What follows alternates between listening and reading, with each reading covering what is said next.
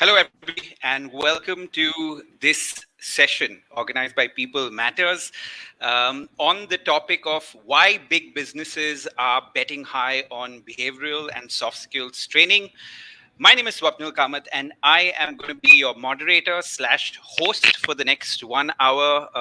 I am the co-founder of upGrad Work Better, the CEO of upGrad Work Better, and actually it's a real honor and privilege to have my esteemed guests who I'm going to introduce in a bit.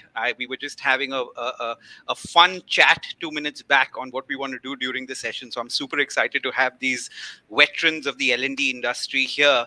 One of the things that we discussed virtual backstage, was to say that we have a lot of L&D and HR people online, and the one thing that all of us want to do is we want to keep this chat extremely candid.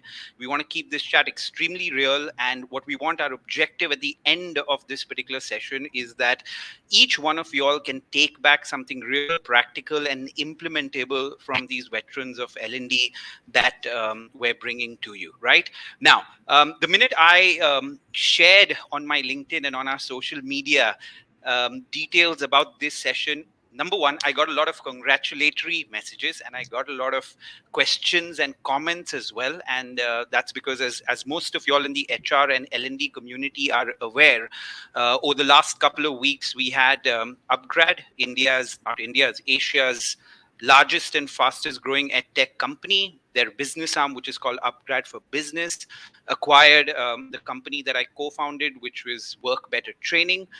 This happened a couple of weeks back. It's been a very, very exciting time for us this last few months, and now we're called upGrad Work Better and not just Work Better Training. So all of us are super excited about this.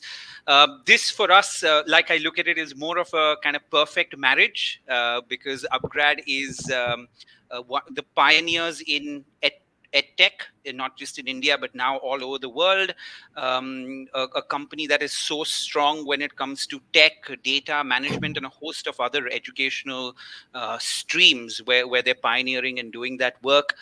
Work Better has been around for the last 12 years and partnered with almost every large company in India on their soft skills initiatives, right? We've built a deep expertise in terms of being able to deliver great quality on scale and really create intensive and immersive learning experiences for companies. So this was a great marriage for us to come together.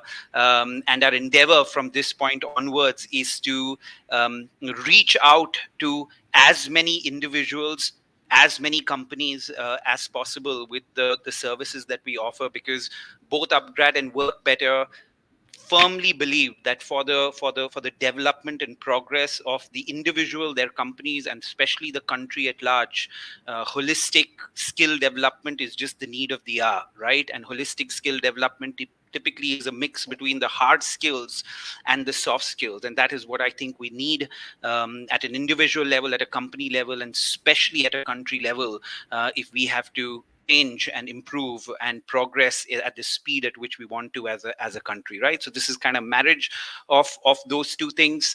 And thank you very much for everybody who sent those messages. And I just wanted to touch upon that first before we did anything else, right? Now, the topic that we're going to discuss today, the reason why I'm so enthused about this topic is because over the past 12 years, I have been, number one, a student of this topic, most importantly, and I still am. Number two, I've been a teacher of the topic. And number three, I've been an entrepreneur in the area of this particular topic, right? So I've held these kind of three roles, and I continue holding these three roles. And for the last 12 years, I've been constantly speaking to industry leaders, HR leaders, L&D leaders, the press, the government, right? I've been constantly talking about the importance of soft skills to big business, small business, medium business. It doesn't matter, to each and every organization, right? Because all of us know that this 21st century skill is something which is going to be supremely important for us to be a productive and effective nation, right? So when actually People Matters did such a fantastic job of putting this together, and they shared a few very interesting thoughts with me, right? Some interesting facts. So according to a Deloitte Access Economic Survey, Deloitte, of course, happens to be one of our customers. Soft skills intensive occupations have been forecasted to account for 2/3 of all jobs by 2030. Compared to half of all jobs in 2000, right? So such a mammoth change in soft skills intensive jobs. The number of jobs in soft skills intensive occupations are expected to grow at 2.5 times the rate of jobs in other occupations, right? So that's how important this skill is going to be for individuals and companies as we go ahead, right? So with that, what I'm going to do is I'm going to quickly introduce my esteemed panel to all of you all, right? Starting with Priya Menon. Hi, Priya. I can't hear you, Priya. Are you happy to be here with us? Absolutely delighted and absolutely excited. Very good. Okay, so let me tell you a little about Priya, right? Priya is the head of learning and talent management at Bharat Matrimony. She's responsible for putting a lot of people together and making them very happy. Priya has close to 2 decades of experience in developing and managing a wide range of learning and development strategies, including learning need identification, blended learning interventions, and measuring training effectiveness. She has previously worked in companies like Aditya Birla Health Insurance, Max Bupa, Reliance, Standard Chartered, amongst many others. And I know of Priya through a lot of my colleagues, and everybody always has very nice things to say about you, Priya, of both the kind of L&D professional you are and what you bring to the table. So welcome to this session. I'm glad to have you here. Thank you so much, Swapnil, for having me here. Thank you so much. Okay. Next up, we have Coach Ram. Ramakrishna Rao, Head of Learning and Organizational Development at Page Industries Limited. Page Industries is the holding company for the biggest brand in innerwear, Jockey, right? That all of us have heard of. Ram is a coach who has been, besides being the head of L&D, Ram happens to be a very, very popular coach that's always trying to contribute to the L&D industry in some way or the other. He's been recognized as one of the prominent 100 under 40 HR leaders by Jombay. He has over 17 years of experience in training and development. Like I said, he works with Page Industries, which is Jockey and Speedo right now, but his previous experience involves Aditya Birla Fashion and Retail, Future Group, and Infosys, if I'm not mistaken, right, Ram? Yeah. Right, and Ram Yes. actively contributes through a blog and a newsletter at LinkedIn, which I happen to love. Every time I go through your articles and anything you write, it's always very, very insightful, Ram. So thank you very much for joining us for this session. I'm excited to have you on board. Next up, we have Nishant. Nishant, good afternoon. Good afternoon, Swapnil. Okay. Nishant is the global head of L&D and talent at Wellspun India. Nishant again is a coach, a Gold Brandon Hall Award winner, and a merit rank holder. His expertise really lies in driving sustainable business transformations through culture and talent aligned to strategic goals, and has over 18 plus experience in diverse fields of human resources. He has worked in various geographies, so I'm sure you're going to pull in a lot of that experience in what you're going to share with us today. He's worked across India, the US, UK geographies in very, very different roles. So welcome, Nishant, to this. We have all industry leaders here, right? Bharat Matrimony, one of the industry leaders in their domain, Page Industries, Wellspun. So we have a bunch of industry leaders. And of course, I have my colleague who I love working with, Moitri. How are you, Moi? I am doing very well. Thank you, Swapnil. Okay, good. So Moy is the Vice President Solutions at upGrad for Business, an experienced Director of Learning and Development with a demonstrated history of working in information technology and services industry. Very well skilled in requirement analysis, agile methodologies, global delivery, and software project management and IT strategy. Moy's experience is very, very vast, very intense, and she brings so much value to the table every time she's dealing with us or any customers. We tend to learn a lot from her. So thank you very much for coming here. The way this session is going to be structured is to start with, I'm going to moderate and ask the panel a few questions. Towards the end of the session, session, I will take questions that our audience poses to us. We may not have the time to take up all the questions, and I'm sure, given my history, we're going to definitely not end at 4 o'clock, right? Because I'm expecting this session to be, and it's not going to be anybody else's fault but mine. I've been given 5 minutes for this. I've already taken 10, right? But it's going to be my fault. But let's really enjoy this conversation. So with that, Moy, I'm going to give it over to you to say a few words before I can start asking questions. Sure. Hey, thanks, Swapnil. So yeah, I think I'm going to start with a little bit of a story here. This was something that happened very early part of my career when I was a team leader working for a transformation project in a large IT company. And I had a set of college graduates fresh from their onboarding training, and they had joined my team. And of course, the training department had given me a dossier that they are skilled in all these technology skills that I needed for my project. But then I think as soon as I started talking to them, I realized that in addition to whatever tech skills that they had got skilled on, there is one very specific skill that I wanted them to go and learn again, get into an immersive training again. And that was in communication. And why did I do that? Because, every week we used to meet our clients. The client team leader would interact with me and my teammates every week and will interact with everybody individually. And I had a fear that the first impression the client leader is going to get when he actually talks to these new set of teammates is going to create a very negative last impression as well. And why am I telling you this, right? This is because the first impression that gets created, the foundational skill behind that is a behavioral skill, right? It's not Java, it's not JavaScript, it's not something that shows up when you interact with somebody. It's always a soft skill, right? And it is so foundational that it's almost like air, right? Air is there everywhere. And so, we don't necessarily feel the significance of it or acknowledge the significance of it. But then if air is not there, then we are pretty much dead, right? So yeah, I mean, that's how important behavioral skills are to businesses today. Tide has been turning towards making behavioral, skills the front and center of business growth. To the point that Swapnil has also made, the strong data points that we have, staring it in front of us today. So with that, I'm very glad, and I'm only going to echo what Swapnil has said, is that as part of this discussion today, I sincerely hope, and I know that we will get a blueprint for all of you listeners here today that will help you deploy behavioral skills, the most critical skill there is in your organizations at scale. So with that, Swapnil, over to you. Moy, you have started this session with an interesting story and some very, very sharp remarks, right? Very nice. Thank you very much, Moy. You articulated yourself brilliantly there. So let's start with the opening question, right? Which is a fairly wide one. We'll start with Priya on this one, then we'll go to Ram, and then we'll go to Nishant in that order.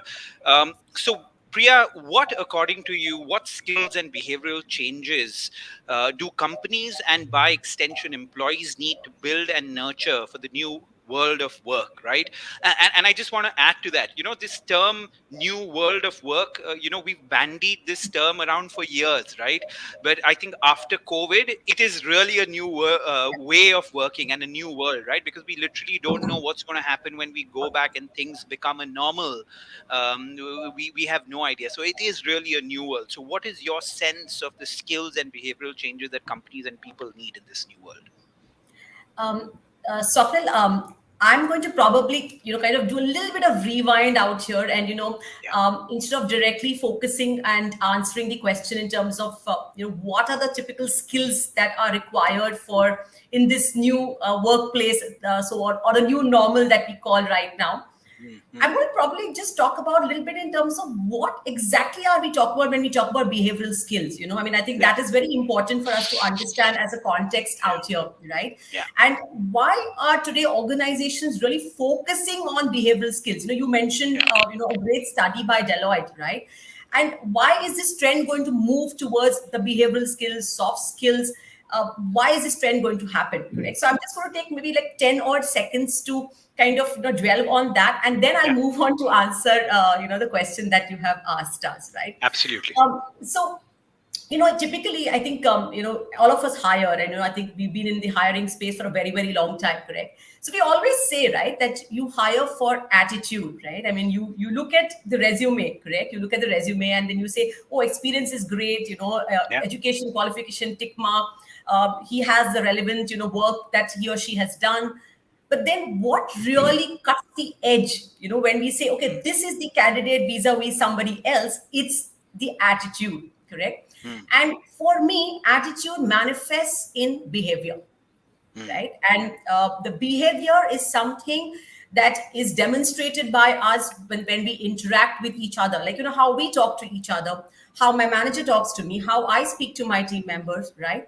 Also, behavior is manifested from the way I respond in a particular situation, I mean, and COVID is the biggest example for us, right? I mean, when the pandemic kind of set in, how people responded, how organizations responded has actually nailed organizations and people who have survived the pandemic. Correct? Absolutely. And there have been others who have so-called lost the war, and there are others who have come out glorious, victorious, and probably done better than ever before. Correct. So I think it's all put together. It's the behavioral skills I'm talking about is a sum of all of these things, right? I mean, it's about how we respond, how we interact, and so on and so forth. Correct. Now, when I look at the organizations that I have worked in, and also if I look at matrimony.com, where I'm currently working in, right? There could be challenging behaviors, and people, you will find a set of people who are not so-called responsible behaviors, right? And they definitely bring about a negative sense in the organization. The morale could be lower in those teams, right? Revenues could be impacted, people engagement could be impacted, and so on and so forth. Why behavior skills are so important? Because if you demonstrate the right kind of behaviors, it's just the contrary, which means you have more productivity, better performance, higher morale, business is great, and collaboration is great, and so on and so forth. So I think from that aspect, I think today organizations are realizing that it is not just important to focus on your technical, digital, all those skills, but it is so critical to focus on this edge that gives you, and that's the behavioral component. And that's what I would like to, clearly, kind of talk about out here, right? I'm going to just, go back to 2020, March 23rd, when the lockdown was announced, right? And I still remember we were lighting diyas, and we were, banging those plates, and all those things were happening. And we are thinking, this is just like 2 days or 3 days, and Mr. Modi is going to come back and say, hey, nothing to worry, just go back to work. And suddenly one fine day he says, Mitro. And that's it, end of the discussion there. And we all in a lockdown. Now today, we are not prepared for it, right? The organization is not prepared. People are not prepared, correct? So from there, I was putting some thoughts together and seeing what are the skills that are really required for us to kind of, transition into this entire thing. There are loads of it, Swapnil, but I'm going to probably focus on maybe 3-4 of these skills out here, correct?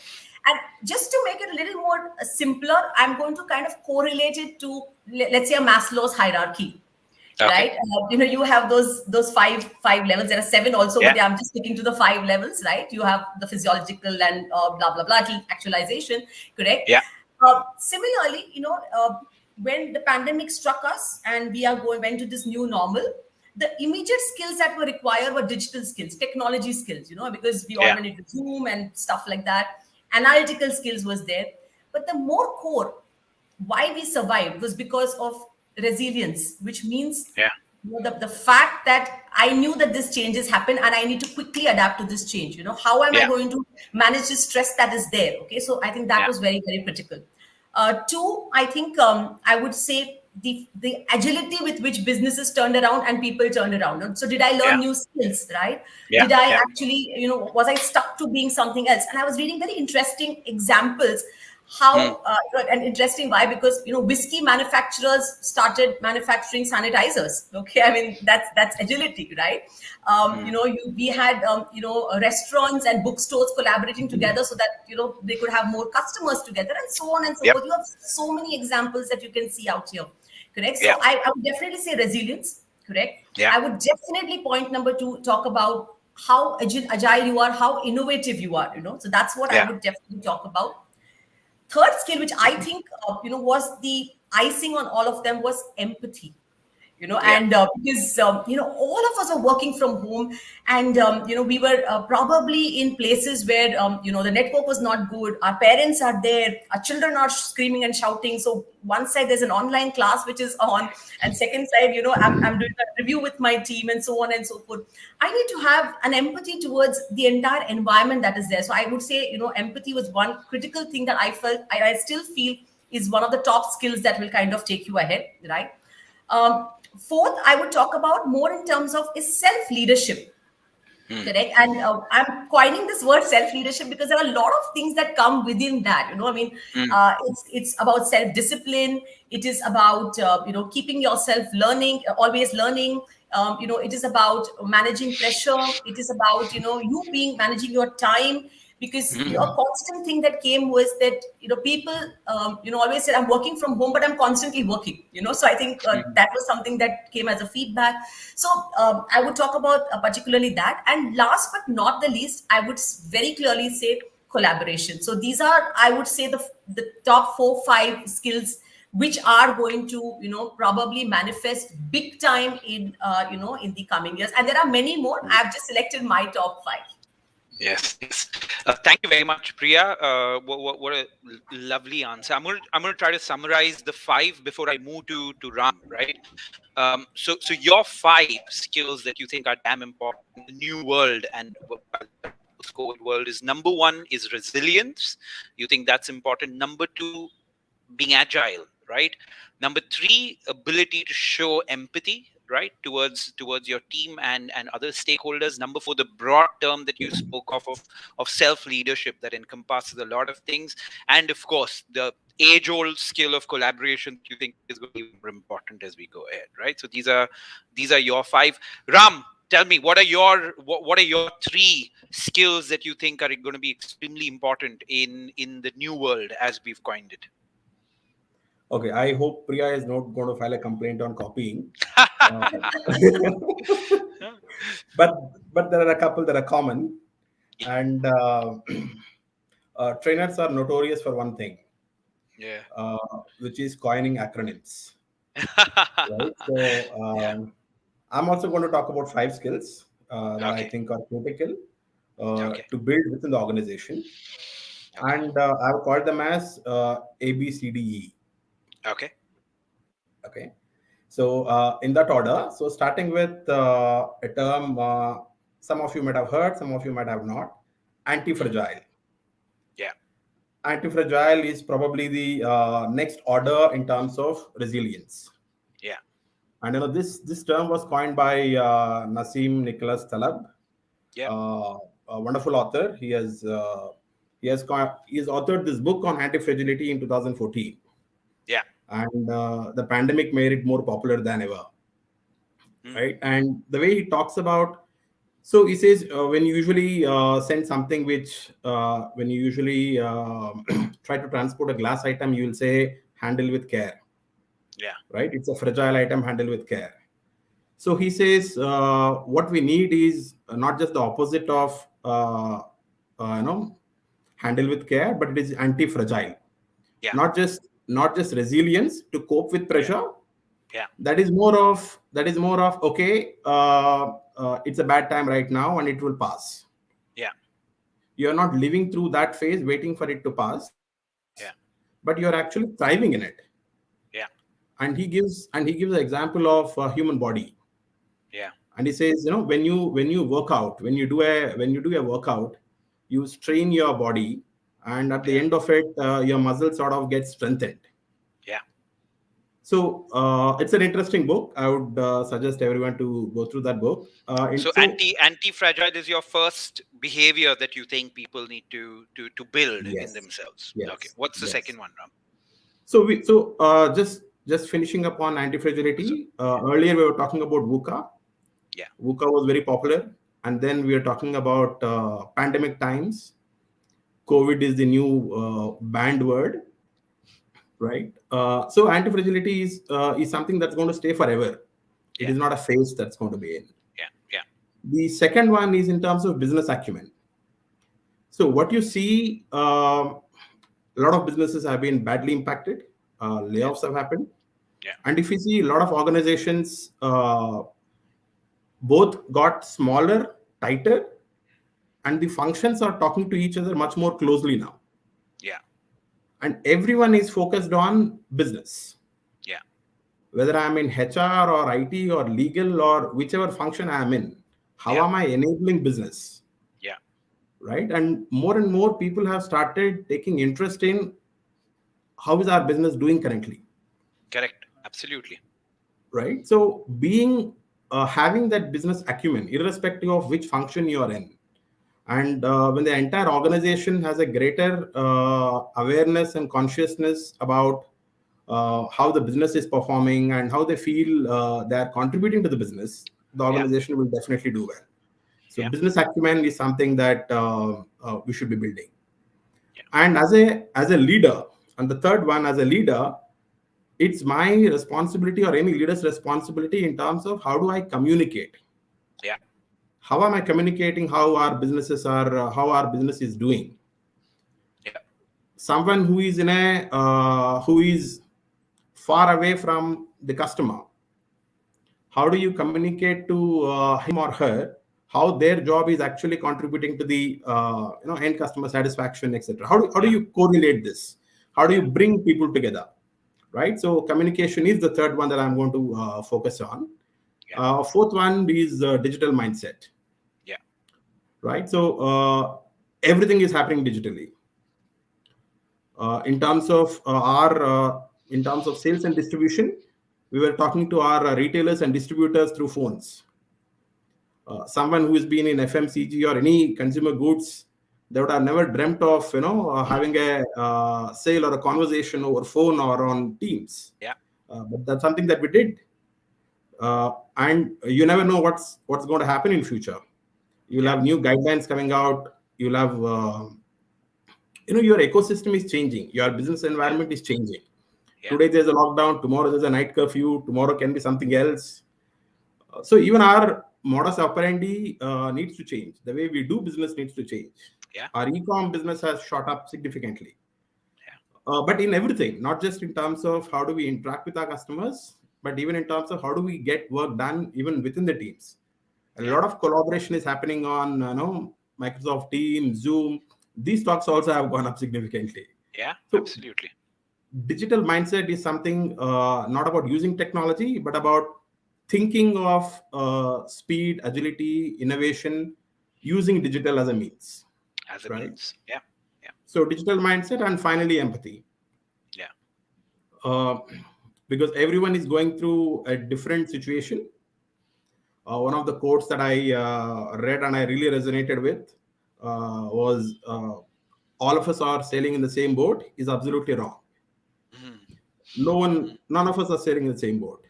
Yeah. Someone is struggling to find a job. Someone is trying to figure out which offer to take. Yeah. Yeah. Right. And similarly with businesses, etc. So none of us are sailing in the same boat, but we are in the same storm. Yeah. That's a good Right. way of All of putting us it. are facing the storm, but each one of us are dealing with it in our own way. Each one of us have our own set of problems. Yeah. So being able to empathize with the people whom you are interacting with, that's something very significant for us to be able to work together. So from an organization point of view, these are the 5.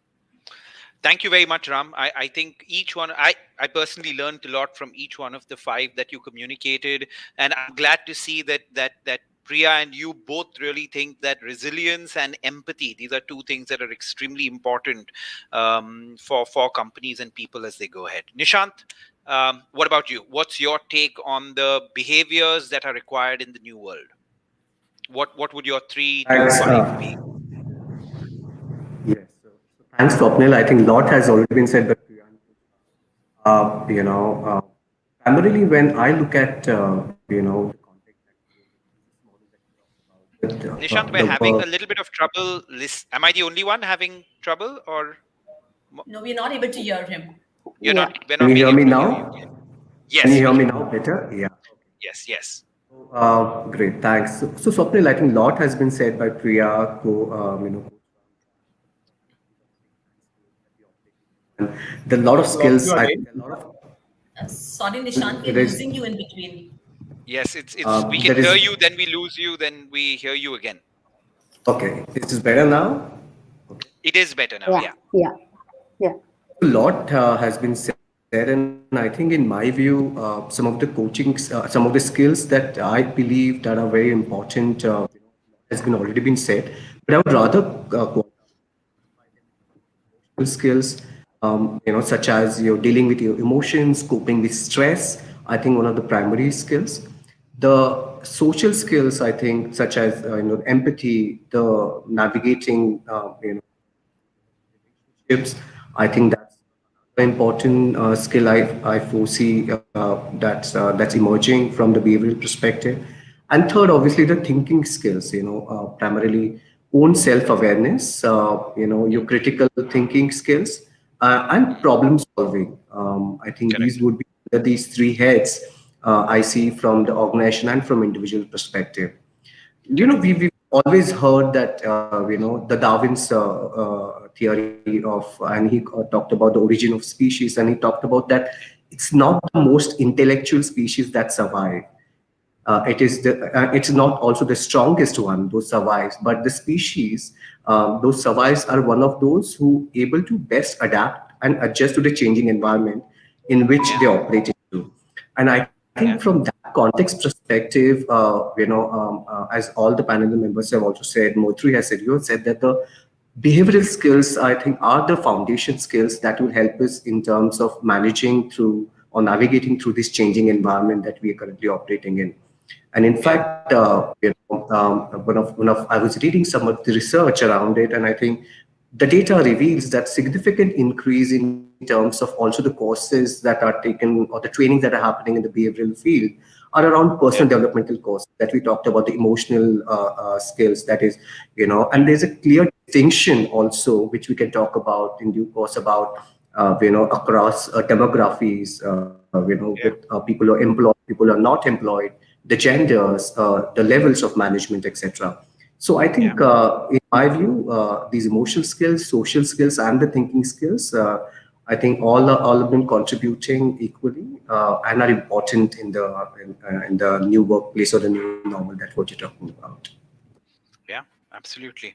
It's so interesting, while we are talking about the new world, right? The post-COVID world in some way. All of the skills that we spoke about have always been important, right? If you actually think of it, and they've been important for as long as I think businesses have been around, so to speak. When I started off as a trainer, one of the things that I would facilitator, one of the things that constantly speak to people about is to say that when you improve your soft skills and behavior, those are skills that last a lifetime for you, right? It doesn't matter whether you change industries or sectors. It doesn't matter whether you uh, work across different departments or whether you grow in seniority. If you strengthen your ability, say, to communicate effectively with people, you're going to use it for the rest of your life. And I would often go and extend that a little further, and I would say that the beauty about behavioral skills is that if you learn them at your workplace, more often than not you can take a lot of those and also adapt them to personal situations, right? In your life, because if you have the ability to change, as so many of y'all spoke about, you're going to go through a lot of change in your personal life as well, right? And you can take those same skills that you have and deploy them in a different way, right? So the benefits are lifelong. The benefits are across different things that you do, and they'll also more often than not extend onto the personal side of your life, right? So yeah, so while this is required for the new world, they've always been important. Okay, now for the next question, I'm going to start with Nishant and then move backwards, right? So um how are you leveraging, Nishant, executive coaching for leaders at different levels to build a high performing team? Right? How are you doing that? And especially, I think you have some background in coaching. I know for a fact that Ram has immense and is a background in coaching. But how in your organization are you using executive coaching to get better results? Okay, great. Thanks, Swapnil. So, from the executive coaching perspective, I think it is very widely used, tool across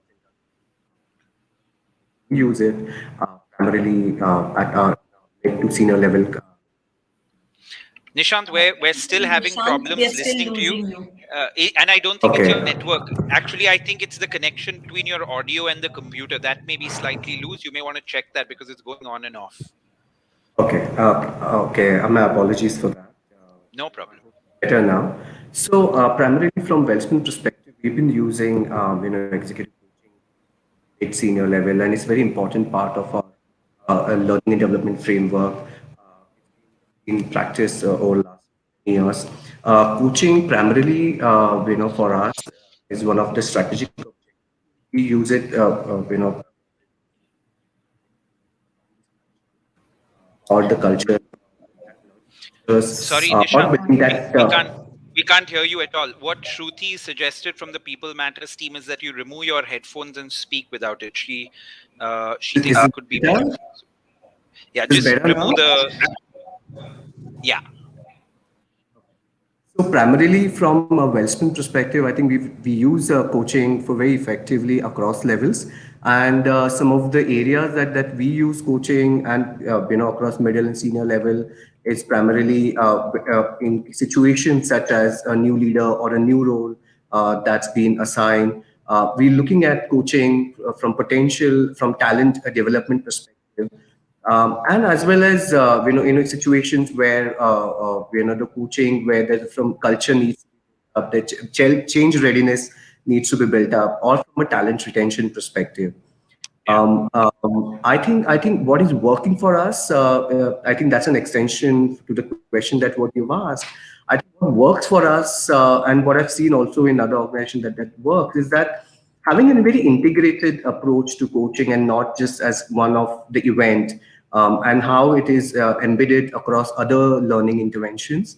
yeah, I think for effective coaching, we need to have a very good understanding of what is it that we're trying to achieve, what is the purpose, and what are the goals for coaching that needs to be set at the beginning of the coaching journey or the coaching program.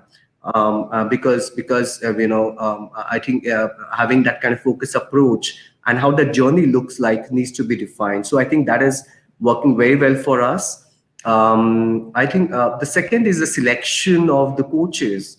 yeah, Is very very important, and we weigh we look at it primarily from coaches who are from the business background, who are business leaders, who themselves have gone through transformation or to the event that we're trying to coach on.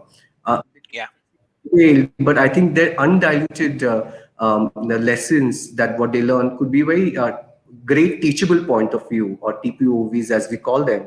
I think they are the best coaches that we've seen, and it works well for us yeah, from the organization perspective.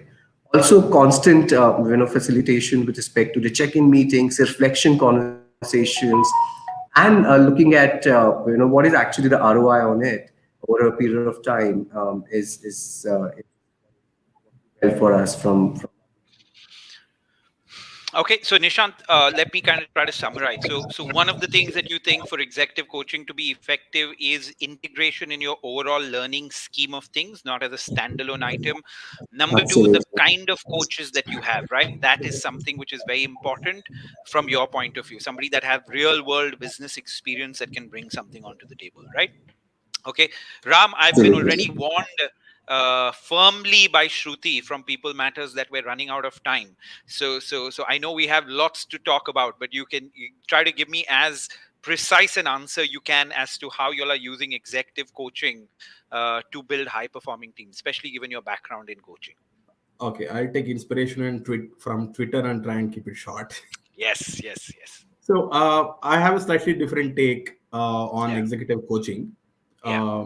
I feel coaching is way too important to be limited to your high pods and senior executives.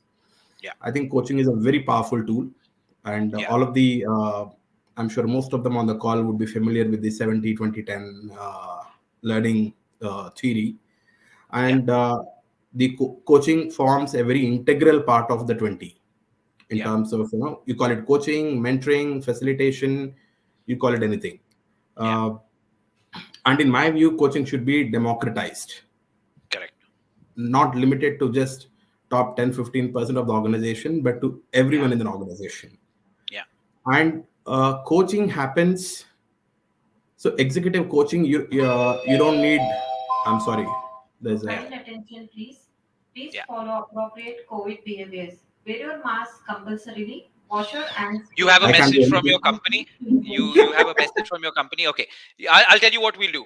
We will go to Priya I'm done. I'm quickly. done. Priya, you're done. Okay. You please wear your Okay. mask. Though your company will go on.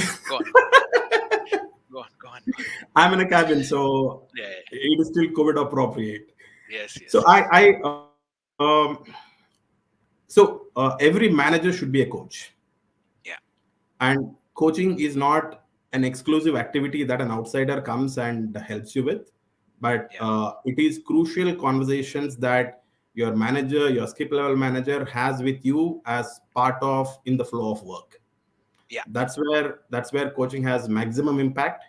So I would recommend training leaders on coaching skills rather Yeah. than getting more coaches from outside. That's my Yeah. perspective. Okay, thank you very much, Ram. I think a couple of good points that you've made is just for me to summarize. Coaching is not just something which should be kept in the realm of the senior management, is something that needs to, if possible, be an organization wide activity. Number two, the way about going about it, democratizing the entire process of doing it, where it may be very expensive or not possible for you to get 100 coaches from outside, but train the existing managers and leaders to be effective coaches within the system, right? So that's a good mantra in a way to go ahead. Though I must tell you, we have some great coaching services that, of course, use your own leaders, but use some of our coaches as well, Ram. I have to We'll plug in use work. my We'll use work better to train our leaders on coaching skills. yes, okay, that's something, as long as I get some business. Okay. Priya, come on, let's hear from you. How is Bharat Matrimony using coaching as an effective tool, right? And I'm warned again by Shruti, so let's try to keep it as concise as possible. Sure, we'll do that. So, since we are talking about, behaviors out here, right? I think, and that's the whole context that we're talking about. I think coaching plays a very significant role out here, because it's not like, you do a training program and like woof, the behavior changes. It's not going to happen, right? It has to happen through a sustained, continuous, conversation, feedback, and so on and so forth. And hence, coaching is important. Now, Yeah. coming back to what we do at Matrimony, we are looking at, probably, I would say, like a two-pronged approach. Okay, so we have started right at the top, and we have started right from the bottom. So we've actually looked at two things out here. Correct. Yeah. Why from the top? Because it's very critical to start there. So because then it will start slowly trickle down. All the levels and hierarchies that we are there in the organization. Obviously, because when I go through a program, I'm going to be asking, is my manager going through that? And is he also going to speak the same language, right? So we start from the top. Why from the junior most entry level, the newbies in the organization? Because they are raw, they are new, and they're so groomable. Correct. And at the same time, it's so critical to catch them at that point of time and give them the right inputs. Correct. Yeah. And I agree with Ram out here that we don't really go and hire people from outside as coaches. We have trained people internally to coach these people, especially I'm talking about the front line. Correct. Yeah. So we have looked at existing leaders, and we have groomed them to become coaches, and develop these people who join us. And I must tell you something very interesting out here, that when we coach these existing leaders to become coaches, they are super excited about it, because they look at themselves as an opportunity, that it's growth for them, and it's something that they get to learn. So it's like a win-win for them. It's a win-win for the people who are joining us. It's a win-win for the organization. So And of course, we have seen some great results. So I will not talk about that right now, but it's really been working, fantastically well for us. So that's the two-pronged strategy that we are, kind of, following out here. Nice. It's very interesting that you say that, right? Even if we go beyond the realm of executive coaching, so much of what we are proposing to our clients to make trainings more effective is to rope in the supervisors, leaders, or the bosses. So every time you have a Absolutely. bunch of people getting trained, we want to do at least a short session with their bosses, so they can then coach them in the skill that they've probably learned in the classroom. And those initiatives that we've done for our clients have been so impactful and so effective, and then everybody in the system has been involved, right? Everybody's skin is in the game in some way, right? And it becomes much more exciting, including leaderboards for the supervisors in terms of how they go about coaching the people, right? So some very interesting initiatives. Moy, I'm going to come to you, right? Yeah. You have experience in terms of deploying executive coaching, right? So based on what these three examples have said, uh, talk to us about what various organizations are doing and what patterns are emerging according to you, since you just talked to so many of them on coaching. What patterns are emerging in executive coaching according to you? Sure. I have to say, before I start on what I have heard from clients and how what are Yeah, the patterns emerging around that. There are yeah, two things that I heard. One, which I'm just synthesizing and I'm talking about here. yeah, One coach yeah, Ram said, and I think Priya sort of concurred to that. She yeah, concurred to that, is that uh, every one of us should have the skill of coaching and mentoring. That's one of yeah, all of us should be, those of us who are in a position to lead should know the behavioral skill of when to coach your teammate and when to mentor them. I think yeah, that's one part of it, right? That's a yeah, behavioral skill we all have to get, right? yeah, Having said that, when we ourselves are coaches, executive coaching still makes a lot of difference for my own growth, right? Or yeah, for my own what impact I am actually bringing to the business. yeah, And that's where, right, that's where an executive coach who has been there, done that, can coach you, for the organizational mindset that your organization is looking for you to adopt. Yeah, so there yeah, is a place for people to develop coaching and mentoring as a skill, right? yeah, And there is also a place for using coaching as an intervention yeah, for employees across levels, so that whatever, right, we call about anti-fragility, right? We've just talked about that. But yeah, what's getting in the way for me to develop anti-fragility, that you can discover only through a coaching, right? mm, What is getting in the way of you developing this behavior as you apply? yeah, What's the roadblocks that I'm getting into? I may yeah, be a certified coach, I may know coaching and mentoring, but I yeah, will need to overcome my own failures, if you will, and coaching yeah, becomes an intervention for that. Yeah. yeah, yeah, Now coming to the question that you have asked, right? there are yeah, there are sort of, and I'm going to start with a story here. yeah, So I had this Dutch automaker client, and she had a team, and when we spoke, she said that I have learning interventions for all of my set of teams. I have different yeah, teams here. Having said that, I have the 6 and 7 individuals who are extremely high performing. Yeah. And I'm sort of, this is my learning intervention. Of course you will deploy it, but tell me a little bit about what should I give to these high performing individuals, right? Much of my yeah, business growth that I'm getting is on account of this. I'm at my wit's end. That's when I told her that you should do growth coaching. When people are really performing, it is sometime it also becomes your blind spot to discover that what else can I do to really grow beyond this point, right?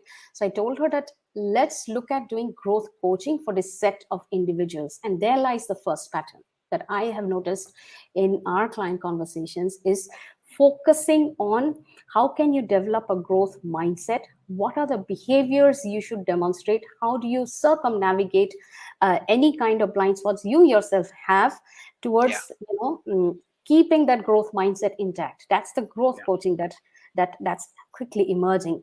And usually organizations will look for a growth coaching when to have a direct kind of impact on their top line, how to really grow their business, right? So there's a direct correlation to the top line of the business. There are another set of clients, and one particular such very senior leader, CXO level, had said that I just want my folks to actually do better at what they are already doing, right? So which means I want them to improve on their job performance. So that's the other theme that's quickly emerging, which is really the performance coaching. And here, of course, it is about how do you do strategic execution? How do you manage crisis? How do you become result oriented? What's getting in the way? How you are a superb, you're superb at task execution. Can you get to a result orientation now, right? So that's like, how do you improve the performance of what you're already doing, right? And the business outcome that we can directly correlate to that kind of a coaching intervention is, of course, the bottom line, right? So coaching is quickly emerging as a very cogent intervention for both the business top line as well as bottom line. Growth coaching for top line, performance coaching for bottom line. So that's truly what we are noticing by talking to clients. Okay, that's very interesting. Thank you very much, Moy. We have 10 minutes to go, right? I see a bunch of questions that have come up, but I have a question myself that I think is very important. And three panelists, we are really running out of time. So we need short answers from you for this. Let's start with Priya on this one, right? What are some of the challenges that you face while building learning programs focused on soft skills and behavior, right? What are those big challenges that you face within the organization, right? Is it the finance team? Is it the CEO? Is it budgets? What are those real issues that you face, and how do you overcome those issues? Okay, I'm going to keep it like really short out here, and I'm going to talk about I would not say like big challenges, because budgets, etc. Of course, those challenges are obviously always there. But I think for me, when I joined this organization, the biggest challenge I faced was the entire credibility of doing these kind of training programs. I think that was the biggest challenge I faced. The mindset was not there to do behavioral programs. It was, if you go to a functional leader, he will say, you train them on Java, you train them on Python, Solar, whatever you want, AI, ML, everything is okay. Behavioral is just not the cup of tea. So that was like one big challenge that we faced, right? The other challenges that we continue to face is that, if we do a behavioral program, people always ask us this question, is that, all this is fine, but does this really work? Can I really implement this? Ye chalta bhi hai kya? Matlab, or this is all gyan that you're giving us. Got it. Sounds very nice, and some theories we put across, etc. Some nice looking graphs, etc. Right? And of course, time is the biggest challenge we face. Because to pull people out of their routine work and say, hey, you know what, you need to go through these sessions. I think that was one challenge that we faced. There were others also, has my manager been trained on this? Because that's the question that most people have on this. So these were the top 3-4 challenges, apart from the budgets, etc., that we always keep talking about, right? And I when I took this over, I decided to keep this very practical. I said that there is no point doing something which is not going to work, right? Again, I followed a very clear strategy. I did 3 things. Okay. One, I looked at the time factor, that people don't have the time, right? Okay, fair enough. People don't have the time. So can I make learning available to them at their pace? And that's where, the online learning, etc., comes into picture, right? At least that initial resistance to learning is taken care of, So we do a lot of work on our LMS platforms, right? And we keep building, or we tie up with other vendors, etc., where we can push this content to them and say, okay, you don't want to come to learn to us, learn by yourself. Correct. So at least that can be a start point, for us. 2, I think what has really worked for us is we have made the content very relevant for them. So when we develop content, it is less of gyan. Okay, so we make content which they can understand concepts. They can understand, how they can use, how is it relevant for them? Why am I even teaching them something like that? Correct. Even if it's simple thing like empathy, it could be communication, it could be resilience, right? How it's going to be working for them. and how will they apply? Because until unless an adult learner does not know how to apply that concept, it's irrelevant for him or her. Correct. So we've kept content very, very tight, and it's all done mostly internally. Of course, we take some help from upgrade work better also, upgrad work better also. But yes, we do a lot of things internally. And third, very important, we have created an environment now wherein learning is not restricted, whether it's behavioral learning or whatever learning, is not the baby of the talent and learning team. Okay. Our CEO trains, our leaders train, correct? We organize fireside chats, correct?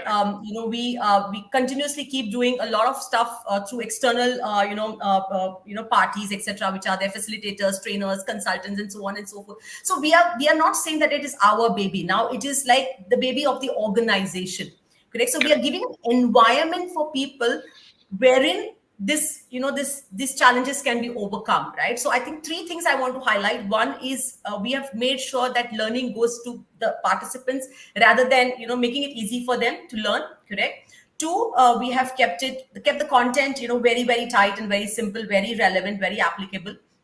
And three, we have built an overall environment for them to kind of understand that learning can actually be fun, and learning can actually help them. I mean, I'm not quite typically focusing on the behavioral training. These are the things that we are actually doing in our organization. Makes sense. Ram, in the interest of time, a quick answer on what are the kind of challenges you face within your organization on deploying behavioral skills training. Okay, so fortunately, time, money have not been a concern. Okay. The concern, not in just my organization, but even talking from my past experience, is in terms of how do you convey what the program will achieve to the business. Correct. Many a times you go to a business and say, okay, I want to do a training program on trust. Correct. I want to do a training program on team building. Correct. So this soft skill looks like very fluffy stuff. Correct. Right? When you talk to your business head and say, I want to help our salesmen improve relationship with their distributors. So I'll do a program on distributor management. Correct. I'll do a program on how to help our salesmen achieve 2x of their business of last year. Correct. Within the program, I'm talking about the same trust, same collaboration, same teamwork. Correct. So they are not interested in what framework you are using, what tool you are using, etc., right? Correct. So in short, what I would say is, if we talk less about framework and talk more about work, then the program will be very effective. I think that's an excellent point. So basically communicate to the business in a language that they understand, appreciate, and see value in, right? Rather than be caught up in L&D jargon of some kind, right? I think that makes complete sense, Ram. Nishant, yes, tell us, what challenges are you facing or have faced in the past when it comes to deploying behavioral and soft skills learning interventions? So Swapnil, I think in my view, the entire learning model in the new world is changing. The traditional 70-20-10 model itself is changing. The employee demographics are changing. So the way people learn are changing in the new world. So I think there's a lot, I think the challenges are around the learning frameworks, the learning methodologies that we deploy. Also the second point I think is around communicating the value that is realizing through the behavioral learning program. I think is very, very important. Critical. I think so. These are the two really the biggest strategic challenges I would say are around behavioral skills. The second and how we are addressing that is I think the using some of the very blended learning methodologies which are emerging. I think very immersive, which go beyond the regular just classroom training, which has a continuous engagement with learner. There is self-learning piece. There is a coach piece embedded into it. There's piece on the reflection. So I think lot blended learning. I think is one of the important way of it. Then secondly, I think is how it is aligned to the larger competencies of the organization or the role, to make it more realistic, make it more appealing. So there is no push, but there's rather pull, and how it is going to transform your performance or build in the future potential. I think that's the second way that we're adopting in terms of navigating or building up appreciation towards behavioral skills. And I think third, I think is the role of the manager. I think I would say it's very, very important because he's going to see actually whether the skills learned are applied on the job or not. So I think that building the manager engagement, early engagement, I think it's I think these are the three pieces I would say are the challenges. I think there's a workaround with these three methodologies. Yeah, If I may absolutely. Great. add, Swapnil, one way that we have done to actually, to Coach Ram's point, no, being able to explain to business the outcome of it. So what Yeah. we have done, we have become very intentional in making behavioral skills inclusive in all of our standard programs. So even if I'm giving a data program, I will bring in business storytelling as part of the data program, right? Yeah. So if I have a sales excellence program, again, I'll bring in corporate storytelling into it. I have Correct. a full stack developer program. I have plugged in product mindset into it, right? Correct. And I have a leadership, digital transformation leadership program for leaders, and I have plugged in executive coaching into it. That's part of my standard, right? So which is to say that for you to get your business outcome, you not only require this functional development piece, you require this behavior, and you're packaging it all for you, right? And now there is an outcome that you can very easily measure by bringing this wholesome intervention for your functional areas that your employees need. So that's how we are sort of doing it for our programs. I just wanted to throw that in as a solution. Thank you. Yeah. Thank you, Moy.